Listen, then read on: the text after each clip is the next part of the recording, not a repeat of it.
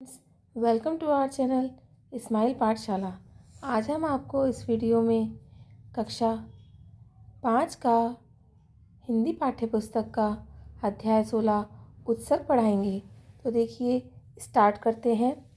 त्याग और तपस्या की धरती राजपूताना में जोधपुर से 8 कोस पूर्व दिशा में स्वर्णिम रेतीले धोरों से घिरा एक छोटा सा रमणीय गांव था खेजड़ली। खेजड़ी के पेड़ों की अधिकता के कारण ही इस गांव का नाम खेजड़ली पड़ गया था। गांव की सुंदरता अनायास ही सबका मन मोह लेती थी। गांव के सभी लोग प्रेम से रहते और खेती बाड़ी करते हुए भाईचारे से अपना खुशहाल जीवन व्यतीत करते। गांव के लोग प्रकृति और जीव जंतुओं से अगाध प्रेम करते थे। वे पर्यावरण प्रेमी संत गुरु जाम्भोजी के नियमों का पालन करते हुए ना ही स्वयं पेड़ काटते थे और ना ही किसी और को पेड़ काटने देते थे। हिरन, मोर, गाय आदि तो निर्भीक होकर उनके खेतों और घरों में विचरण करते रहते थे, मानो प्रकृति साक्षात उस गांव में उतर आई हो। गांव के मुखिया रामोजी बिश्नोई और उनकी धर्मपत्नी अमृता देवी सदैव लोगों की सेवा में लगे रहते थे। प्रकृति प्रेम और भाईचारे के लिए इस गांव की कीर्ति पूरे मारवाड़ अंचल में फैली थी। यह बात सन 1730 की है, जब तत्कालीन जोधपुर के महाराजा अभय सिंह ने महल के निर्माण हेतु लकड़ी की तलाश शुरू की। सभासदों की सूचना पर मंत्री गिरधर दास के नेतृत्व में एक विशाल दल सेना सहित खेजड़ी काटने के लिए खेजड़ली गांव भेजा। मंत्री गिरधर दास ने खेजड़ली गांव में जाकर अपना शिविर लगाया तथा खेजड़ी काटने की तैयारी करने लगे। प्रातः काल का सूर्योदय अपनी लालिमा से रक्तिम इतिहास की ओर संकेत कर रहा था, जिसे पढ़ पाना सीधे साधे लोगों की समझ से बाहर की बात थी। रामोजी खेत पर जाने की तैयारी में मशगूल थे तो अमृता दही भिगोने में व्यस्त थी। पक्षियों का कलरव और बिलौने की आवाज़ का मिश्रण एक मधुर प्राकृतिक संगीत का निर्माण कर रहा था। अमृता की तीनों पुत्रियां अंसी, रत्नी और भागू खेलती खेलती गांव के बाहर टीले पर पहुंची तो अचानक खेजड़ी पर चलते कुल्हड़ों की आवाज़ ने उनका ध्यान आकर्षित किया। जैसे ही वे धोरों के ऊपर पहुंची, अंसी के मुंह से आह निकली, अरे ये लोग यहाँ खेजड़ी काट रहे हैं। इतनी रत्नी आगे बढ़ते हुए बोली, ये इतने निर्दयी कौन हो सकते हैं जो हमारी माता समान खेजड़ी काट रहे हैं। भागू बोली, हमें जल्दी से घर चलकर माँ को यह बात बतानी चाहिए ताकि समय रहते इन्हें रोका जाए, अन्यथा अनर्थ हो जाएगा। तीनों बहनें घबराई हुई सिर पर पांव रखकर घर की ओर भागी। हाँफते हुए जैसे ही दरवाजे में प्रवेश किया, रामोजी दौड़कर आए। अंसी दौड़कर अमृता की गोद में जा गिरी। अमृता को समझ पाती इससे पहले रत्नी बोली, जंगल में राजा के लोग खेजड़ी काट रहे हैं। अगर समय रहते हमने कुछ नहीं किया तो सारी खेजड़ियाँ काट जाएंगी और गाँव उजड़ जाएगा। अमृता देवी ने अपने पति रामोजी का आह्वान करते हुए कहा, हमें चलना होगा। हमें जाम्भोजी द्वारा बताए गए नियम जीव दया पालनी, रूखम लीलो नहीं घावे का पालन करना है। बिलौना छोड़कर अमृता और उनके पीछे रामोजी, भागू, अंसी तथा रत्नी जंगल की तरफ दौड़ पड़े। इसकी सूचना खेजड़ली ग्राम तथा आसपास के गांवों में भी तेजी से फैल गई तथा आसपास के प्रकृति प्रेमी बिश्नोई पंथ के अनुयायियों ने भी खेजड़ली गांव पहुंचने का प्रण कर लिया और जो जहां था वहां से खेजड़ली की ओर दौड़ पड़ा। अमृता जंगल में पहुंची जहां खेजड़ी पर कुल्हाड़ी चल रही थी। उन्हें रोकने का इशारा किया। इसका प्रतिकार करते हुए मंत्री गिरधर दास आगे आया। अमृता ने विनम्रतापूर्वक खेजड़ी नहीं काटने का आग्रह किया, परंतु मंत्री गिरधर दास ने अमृता की एक नहीं सुनी और सत्ता के नशे में चूर होकर राजाज्ञा का पालन करने की बात कही। सिपाही कुल्हाड़ी लेकर पेड़ों को काटने के लिए उद्यत होते हैं। उसी समय सिंहनी के समान गर्जना करती हुई अमृता अपने पति और बच्चियों सहित आगे आती है। अमृता कहने लगी, अमृता बोली, आवती करो मन में कोड़, रूख अमर महे राक्षस्या हुए न ठासु होड़।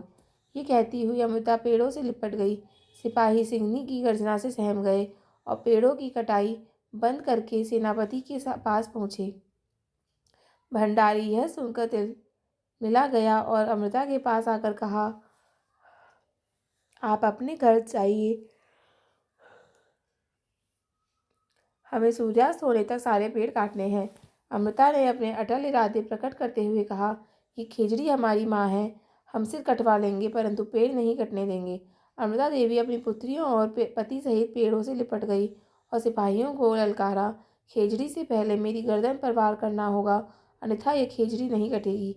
सैनिकों ने सबसे पहला वार अमृता की गर्दन पर किया और देखते ही देखते रामोजी, भागू, अणसी और रत्नी ने अपने बलिदान की गाथा लिख दी।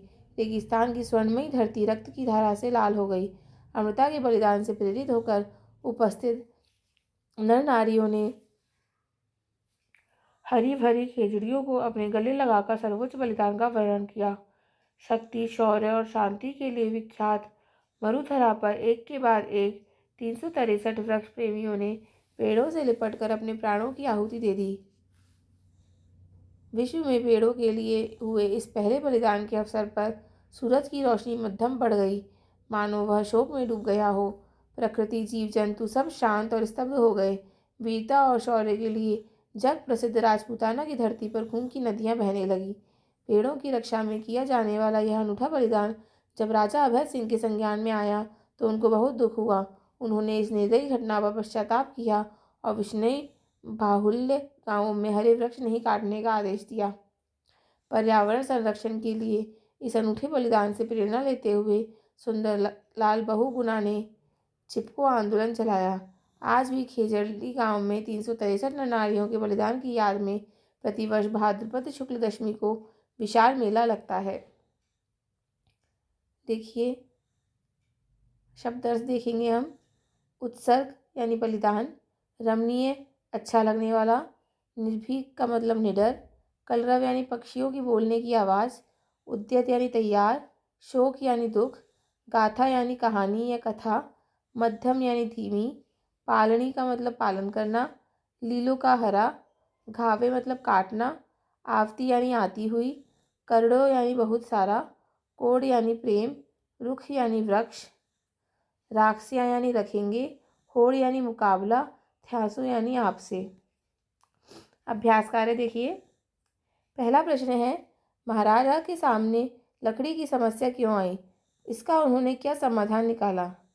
उत्तर है, जोधपुर के महाराजा अभय सिंह को अपने महल के निर्माण के लिए लकड़ी की आवश्यकता थी। उन्होंने इस समस्या के समाधान के लिए मंत्री गिरधर दास के नेतृत्व में एक दल को खेजड़ी गांव में खेजड़ी के पेड़ काटने भेजा। दूसरा प्रश्न है, अमृता देवी और ग्रामवासियों के सामने क्या समस्या आई, क्या उसका कोई अन्य समाधान भी संभव था, विचार करके अपने साथियों को बताइए। अमृता देवी और ग्रामवासियों के सामने अपने पूजनीय खेजड़ी के पेड़ों को काटने से बचाने की समस्या थी। वे गुरु जाम्बोजी के नियमों का पालन करते थे, जिसके अनुसार हरे पेड़ नहीं काटे जाने चाहिए। इस समस्या का एक अन्य संभावित समाधान यह हो सकता था कि राजा को लकड़ी के लिए कोई वैकल्पिक स्थान सुझाया जाता जहां पेड़ उतने पवित्र या महत्वपूर्ण नहीं माने जाते थे। अगला प्रश्न है, अमृता देवी जब खेजड़ी के पेड़ों को काटने से रोकने गई तो किस किसने उनका साथ दिया। अमृता देवी के साथ सबसे पहले उनकी तीनों पुत्रियां अणसी, रत्नी और भागू और उनके पति रामोजी विश्नोई ने साथ दिया। बाद में खेजड़ी गांव तथा आसपास के 84 गांवों के 363 अन्य लोगों ने भी पेड़ों की रक्षा के लिए अपना बलिदान दिया। चौथा प्रश्न है, यदि अमृता देवी के स्थान पर आप होते तो क्या करते, चर्चा कीजिए। उत्तर है, यदि अमृता देवी के स्थान पर हम होते तो शांतिपूर्ण विरोध और संवाद के माध्यम से पेड़ों के महत्व को उजागर करने का प्रयास किया जाता। राजा अभय सिंह को यह समझाने की कोशिश की जाती कि ये पेड़ गांव वालों के लिए कितने पवित्र हैं और पर्यावरण के लिए कितने महत्वपूर्ण हैं। यदि शांतिपूर्ण तरीके विफल हो जाते तो बलिदान का मार्ग चुना जाता, जैसा कि अमृता देवी ने किया, क्योंकि पर्यावरण संरक्षण एक महत्वपूर्ण उद्देश्य है। अगला बहुविकल्पीय प्रश्न। पहला है, जोधपुर के महाराजा को लकड़ी की आवश्यकता क्यों पड़ी, महल के निर्माण के लिए बै आ जाएगा। दूसरा है, खेजड़ी गांव में कितने वृक्ष प्रेमियों ने अपने प्राणों की आहुति दी, 363, ब आ जाएगा उत्तर में। निम्नलिखित प्रश्नों के उत्तर दीजिए। खेजड़ी गांव की भौगोलिक स्थिति कैसी थी। उत्तर है, खेजड़ली गांव जोधपुर से 8 कोस पूर्व दिशा में स्वर्णिम रेतीले धोरों से घिरा एक छोटा सा रमणीय गांव था। गांव खेजड़ी के पेड़ों की अधिकता के कारण ही इस गांव का नाम खेजड़ली पड़ गया था। अगला प्रश्न है, अमृता देवी के आह्वान पर कितने लोगों ने बलिदान दिया? अमृता देवी के आह्वान पर 363 नारियों ने बलिदान दिया। जब मंत्री गिरधर दास ने अमृता को पेड़ काटने से नहीं रोका, तब अमृता ने कहा कि सर कट जाए पर रुक रहे और पेड़ से लिपट गई। इसके बाद गांव के 363 लोगों ने भी इसी सिद्धांत का पालन किया और एक एक करके अपने प्राणों का बलिदान दे दिया। अगला प्रश्न है, खेजड़ली का बलिदान की घटना का जब राजा को पता चला तो उन्होंने क्या निर्णय लिया? उत्तर है, राजा अभय सिंह ने तत्काल मंत्री गिरधर दास को जोधपुर वापस बुला लिया और आदेश दिया कि आज से मारवाड़ अंचल में कोई भी व्यक्ति हरे वृक्षों को नहीं काटेगा और न ही किसी जीव जंतु को मारेगा। यह निर्णय उन्होंने अपने दरबारियों और मंत्री की बातें सुनकर लिया, जिन्होंने उन्हें बताया कि अमृता देवी और गांव वालों ने अपने प्राणों की परवाह न करते हुए पेड़ों और जीवों की रक्षा के लिए बलिदान दे दिया। अगला प्रश्न है, वर्तमान में पर्यावरण प्रदूषण की स्थिति पर विचार करते हुए पर्यावरण प्रदूषण से बचने के उपायों पर एक अनुच्छेद लिखिए। उत्तर है, वर्तमान में पर्यावरण प्रदूषण एक गंभीर समस्या है जिससे निपटने के लिए कई उपाय किए जाने चाहिए। वृक्षारोपण, अधिक से अधिक पेड़ पौधे लगाए जाने चाहिए क्योंकि पेड़ पर्यावरण को स्वच्छ रखते हैं। प्लास्टिक का कम उपयोग प्लास्टिक प्रदूषण का एक प्रमुख कारण है, इसलिए इसका उपयोग कम करना चाहिए और पुनः चक्रण रिसाइकलिंग पर ध्यान देना चाहिए। जागरूकता, लोगों को पर्यावरण संरक्षण के महत्व के बारे में जागरूक किया जाना चाहिए। गैर पारंपरिक ऊर्जा, सौर ऊर्जा और पवन ऊर्जा जैसे गैर पारंपरिक ऊर्जा स्रोतों का उपयोग बढ़ाया जाना चाहिए। जल संरक्षण, जल प्रदूषण को रोकने और पानी बचाने के उपाय किए जाने चाहिए। अगला प्रश्न है, आपको कहानी का सबसे प्रेरक हिस्सा कौन सा लगा और क्यों? उत्तर है, कहानी का सबसे प्रेरक हिस्सा अमृता देवी और गांव वालों का पेड़ों के लिए अपना जीवन बलिदान कर देना है। यह हिस्सा इसलिए प्रेरक है क्योंकि यह प्रकृति के प्रति अगाध प्रेम और समर्पण को दर्शाता है। यह सिखाता है कि हमें अपने स्वार्थ के लिए प्रकृति को नुकसान नहीं पहुंचाना चाहिए, बल्कि उसकी रक्षा के लिए हर संभव प्रयास करना चाहिए। अगला प्रश्न है, महाराजा के सामने लकड़ी की समस्या क्यों आई? इसका उन्होंने क्या समाधान निकाला? उत्तर है, महाराजा अभय सिंह के महल के निर्माण हेतु लकड़ी की आवश्यकता के कारण लकड़ी की समस्या आई। इस समस्या के समाधान के लिए उन्होंने मंत्री गिरधर दास के नेतृत्व में एक विशाल दल सेना सहित लकड़ी काटने के लिए खेजड़ली गांव भेजा। अगला प्रश्न है, अमृता देवी और ग्रामवासियों के सामने क्या समस्या आई? क्या उसका कोई अन्य समाधान भी संभव था? विचार करके लिखें। उत्तर है, अमृता देवी और ग्रामवासियों के सामने यह समस्या आई कि राजा के सैनिक उनके गांव के खेजड़ी के पेड़ काटने आए थे, जिन्हें वे पूजनीय मानते थे और जिनसे वे बहुत प्रेम करते थे। इस समस्या का अन्य समाधान संभव हो सकता था, जैसे कि बातचीत। गांव वाले राजा से मिलकर अपनी बात रख सकते थे और उन्हें पेड़ों के धार्मिक और पर्यावरणीय महत्व के बारे में समझा सकते थे। अन्य स्थान, राजा को लकड़ी के लिए कोई अन्य स्थान ढूंढने का सुझाव दिया जा सकता था जहाँ पेड़ कम हों या जहाँ लोगों की भावनाएं जुड़ी न हों। पर्याय, लकड़ी के स्थान पर महल निर्माण के लिए अन्य सामग्रियों का उपयोग करने का सुझाव दिया जा सकता था। यह बलिदान की घटना प्रकृति प्रेम का एक अनूठा उदाहरण है, लेकिन शांतिपूर्ण समाधान भी संभव थे। रचनात्मक प्रश्न। पहला प्रश्न है, आपने जो कहानी पढ़ी है उसका नाम लेखक ने उत्सर्ग रखा है। अपने समूह में चर्चा करके लिखिए कि लेखक ने इस कहानी का यह नाम क्यों दिया होगा। अपने उत्तर का कारण भी लिखिए। उत्तर है, लेखक ने इस कहानी का नाम उत्सर्ग इसलिए रखा होगा क्योंकि यह कहानी त्याग और बलिदान की एक सच्ची घटना पर आधारित है। इस कहानी में खेजड़ली गांव के लोग, विशेषकर अमृता देवी और उनकी 3 बेटियां, पेड़ों की रक्षा के लिए अपने जीवन का सर्वोच्च बलिदान देते हैं। वे पर्यावरण प्रेमी संत गुरु जाम्बोजी के नियमों का पालन करते हुए पेड़ों को अपने बच्चों के समान मानते थे। जब राजा के सैनिक पेड़ काटने आए तो उन्होंने पेड़ों की रक्षा के लिए अपनी जान दे दी। उनके इस महान त्याग और बलिदान को दर्शाने के लिए उत्सर्ग नाम पूरी तरह उचित है। अगला प्रश्न है, यदि आपको इस कहानी का कोई अन्य नाम देना होता तो आप क्या नाम देते? तर्क सहित उत्तर लिखो। इस कहानी का एक अन्य उपयुक्त नाम खेजड़ली का बलिदान हो सकता है। यह नाम इसलिए उपयुक्त है क्योंकि कहानी का मुख्य केंद्र जोधपुर के पास स्थित खेजड़ली गांव है, जहां के निवासियों ने पेड़ों की रक्षा के लिए एक अभूतपूर्व बलिदान दिया था। यह नाम सीधे तौर पर घटना के स्थान और उसके महत्व को उजागर करता है। अगला प्रश्न है, नीचे कहानी की एक पंक्ति दी गई है, इसे ध्यान से पढ़िए और विचार कीजिए। आपको इसका क्या अर्थ समझ आया? अपने विचार समूह में साझा कीजिए और अपनी अभ्यास पुस्तिका में लिखिए। जीव दया पालनी, रुख लीलो नहीं खावे। उत्तर है जीव दया पालनी, रुख हींगो नहीं घावे का अर्थ है कि सभी जीवों पर दया करनी चाहिए और पेड़ों को नुकसान नहीं पहुंचाना चाहिए। यह पंक्ति पर्यावरण प्रेमी संत गुरु जाम्भोजी के उन 29 नियमों में से एक है, जिसका पालन विश्नोई समाज के लोग करते हैं। इसका सार यह है कि प्रकृति के हर घटक, चाहे वह जीव हो या पेड़ पौधे, के प्रति दया और सम्मान का भाव रखना चाहिए। इस कहानी में गांव वालों ने इस सिद्धांत को अपने जीवन में उतार कर दिखाया कि उनके लिए जीवों पर दया करना और पेड़ों की रक्षा करना कितना महत्वपूर्ण था, जिसके लिए उन्होंने अपनी जान भी कुर्बान कर दी। चौथा प्रश्न है, कहानी का सबसे रोचक हिस्सा आपको कौन सा लगा और क्यों? उत्तर है, कहानी का सबसे रोचक हिस्सा वह क्षण है जब अमृता देवी और गांव की अन्य महिलाएं व पुरुष पेड़ों को बचाने के लिए उनसे चिपक जाते हैं और सैनिकों के कुल्हाड़ों के सहते हुए अपने प्राणों की आहुति दे देते हैं। यह हिस्सा अत्यंत भावुक, प्रेरणादायक और बलिदान की पराकाष्ठा को दर्शाता है। यह दिखाता है कि प्रकृति के प्रति उनका प्रेम कितना गहरा था और वे अपने सिद्धांतों पर अडिग थे, भले ही इसके लिए उन्हें अपनी जान ही क्यों न गंवानी पड़ी हो। भाषा की बात। पहला है, मिलान कीजिए। नीचे कुछ विपरीतार्थक शब्द दिए गए हैं, लेकिन वे आमने सामने नहीं हैं।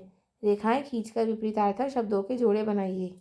प्रेम का विपरीत घृणा, सूर्योदय का सूर्यास्त, गर्मी का सर्दी, अर्थ का अनर्थ, स्वीकृत का अस्वीकृत, सहित का रहित, हर्ष का शोक, कायरता का वीरता, अज्ञात का ज्ञात। मुहावरे। राजपूताना की धरती पर खून की नदियां बहने लगी। रेखांकित वाक्य में एक प्रसिद्ध मुहावरे का प्रयोग किया गया है, जिसका अर्थ है नरसंहार होना। मुहावरे के प्रयोग से भाषा में सरलता, प्रवाहमयता उत्पन्न होती है एवं भाषा जीवंत एवं प्रभावशाली भी बन जाती है। कहानी में आए मुहावरों को छांटकर उनके अर्थ लिखते हुए वाक्य में प्रयोग करें। कहानी में आए मुहावरे और उनके अर्थ व वाक्य में प्रयोग। सिर पर पांव रखकर भागना। अर्थ, बहुत तेज भागना। वाक्य प्रयोग। पुलिस को देखते ही चोर सिर पर पांव रखकर भागा। अगला है, खून की नदियां बहना, अर्थात नरसंहार होना। वाक्य होगा, युद्ध के मैदान में खून की नदियां बह गईं। मन मोह लेना, अर्थात आकर्षित करना। वाक्य में प्रयोग होगा, गांव की सुंदरता ने सबका मन मोह लिया। कीर्ति फैलना, अर्थात प्रसिद्ध होना। वाक्य प्रयोग होगा, अपने अच्छे कार्यों के कारण महात्मा गांधी की कीर्ति पूरे विश्व में फैल गई। आहुति देना, अर्थात बलिदान देना। वाक्य प्रयोग होगा, देश की रक्षा के लिए कई सैनिकों ने अपने प्राणों की आहुति दे दी। विराम चिन्ह। नीचे दिए गए गद्यांश से विराम चिन्ह हटा दिए गए हैं। आप पुनः उपयुक्त विराम चिन्ह लगाकर लिखिए। देखिए, विराम चिन्ह के बिना गद्यांश है, मयंक और काजल स्कूल जा रहे थे, तभी काजल का पैर कीचड़ से भरे गड्ढे में गया और काजल गिर पड़ी। मयंक बोला, अरे क्या हुआ? काजल कराहते हुए उठी और बोली, मैं तो सामने झाड़ी पर बैठी तितली देखने लगी और पता ही नहीं चला कि कब गड्ढा आया और गिर पड़ी। सारे कपड़े ही खराब हो गए। मयंक ने कहा, चलो अब पहले इस गड्ढे को मिट्टी से भर देते हैं, नहीं तो कोई और भी गिर सकता है। दोनों दोस्त मिलकर गड्ढे को भर देते हैं। देखिए, विराम चिन्ह के साथ इस गद्यांश को हमने पुनः लिखा है। कैसे आएगा? मयंक और काजल स्कूल जा रहे थे, कौमा, तभी काजल का पैर कीचड़ से भरे गड्ढे में गया और काजल गिर पड़ी, पूर्ण विराम। मयंक बोला, कौमा, अरे ये क्या हुआ? Question mark. काजल कराहते हुए उठी और बोली, कौमा, मैं तो सामने झाड़ी पर बैठी तितली देखने लगी और पता ही नहीं चला कि कब गड्ढा आया और गिर पड़ी। पूर्ण विराम। सारे कपड़े ही खराब हो गए। मयंक ने कहा, कौमा, चलो अब पहले इस गड्ढे को मिट्टी से भर देते हैं, कौमा, नहीं तो कोई और भी गिर सकता है। पूर्ण विराम। दोनों दोस्त मिलकर गड्ढे को भर देते हैं। पूर्ण विराम। यह भी करें। कहानी में अमृता देवी और मंत्री गिरधरदास की बातचीत संवादों के रूप में दी गई है। यह भी बताया गया है कि इन दोनों के बीच ये संवाद कैसे हुए। अपने कक्षा समूह के साथ मिलकर तैयारी कीजिए और कहानी के संवेदों को कक्षा में प्रस्तुत कीजिए। यह गतिविधि कक्षा में प्रस्तुत करने के लिए है, इसलिए मैं आपको अमृता देवी और जोधपुर के मंत्री गिरधरदास भंडारी, जो राजा अभय सिंह के आदेशों पर पेड़ को काटने आए थे, के बीच होने वाले संभावित संवाद का एक ड्राफ्ट देती हूँ।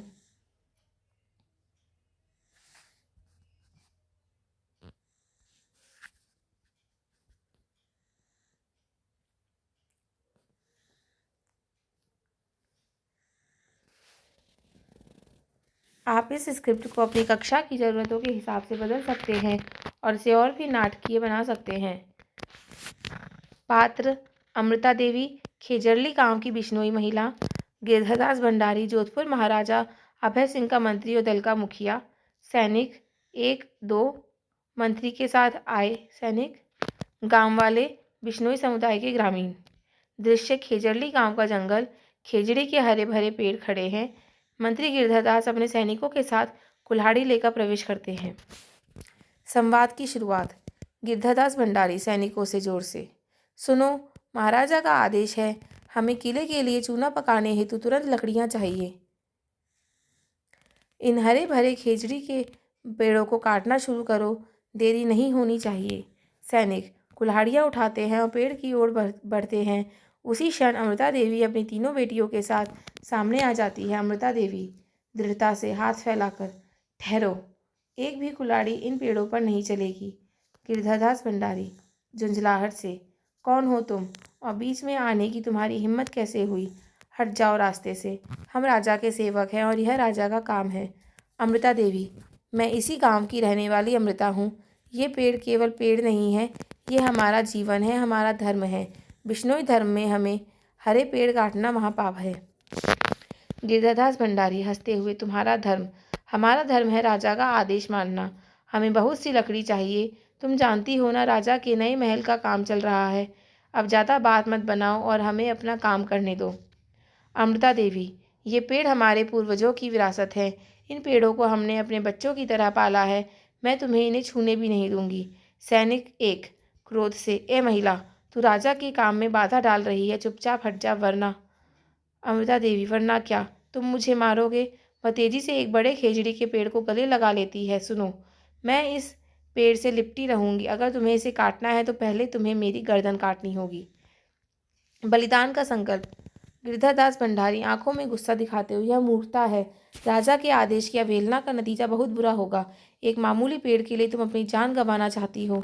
अमृता देवी गर्व और शांति से, यह मामूली पेड़ नहीं है, यह हमारा जीवन दाता है। हमारे गुरु जम्भेश्वर ने हमें 32 नियम दिए हैं और इन पेड़ों की रक्षा उनमें सबसे ऊपर है। सरसांठे रूख रहे तो भी सस्तो जान, अर्थात सिर कटाकर भी यदि पेड़ बचता है तो यह सौदा सस्ता है। गिरधरदास भंडारी चीखते हुए, बहुत हो गया सैनिकों, पहले इस औरत को हटाओ। अगर ये नहीं हटती तो इसे भी। कुल्हाड़ी चलाने का इशारा करते हैं। अमृता देवी की तीनों बेटियां आंसू, रत्नी और भागू भी तुरंत पेड़ों से लिपट जाती हैं। गांव के अन्य लोग भी दौड़कर आते हैं। गांव वाले जोर से, हम भी अपने पेड़ों की रक्षा करेंगे, एक एक पेड़ के लिए हम एक एक जान देंगे। गिरधरदास भंडारी हैरान और घबराया हुआ, ये क्या हो रहा है? इतनी जिद? ठीक है, अगर इन्हें अपनी जान प्यारी नहीं है तो शुरू करो। सैनिकों को आदेश मिलते ही वे पहले अमृता देवी और उनकी बेटियों पर कुल्हाड़ी चलाते हैं, फिर पेड़ काटने का प्रयास करते हैं। गांव वाले जय जम्भेश्वर और खेजड़ी के पेड़ों की जय हो के नारे लगाते हुए पेड़ों से चिपक जाते हैं। रक्तपात देखकर मंत्री गिरधरदास घबरा जाता है। गिरधरदास भंडारी, हे भगवान, यह तो भारी पाप हो गया। 363 लोग, ये पागलपन है, हम और लकड़ी नहीं काट सकते, वापस चलो। गिरधरदास भंडारी सैनिकों के साथ घबराकर वहां से भाग जाता है। पर्दा गिरता है। इसी के साथ हमारा यह अध्याय समाप्त होता है। आशा है कि आपको ये वीडियो पसंद आया होगा।